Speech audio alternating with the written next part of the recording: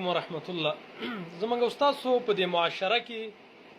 که تاسو خیال کله چې مړی وشي دې سره ډېر ظلم زیاتې کېږي په اخره کې هغه دا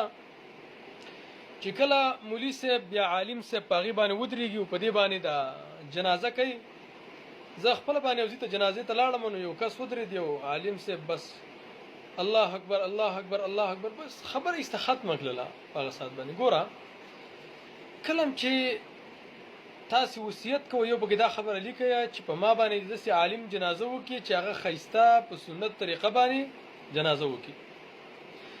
دا د مړي اخیرنی حق دی بله دا خبره چې دا د الله سبحانه وتعالی سره د دې مړي په باره کې دا خلک اخیرنی جرګه کوي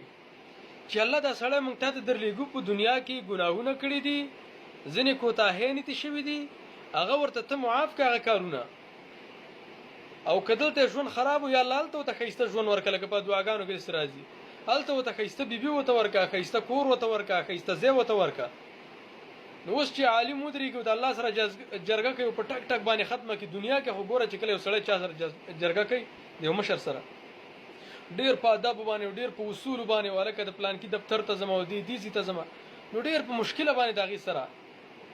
خو چې کله د الله سبحانه وتعالی سره تاسو ودرېږئ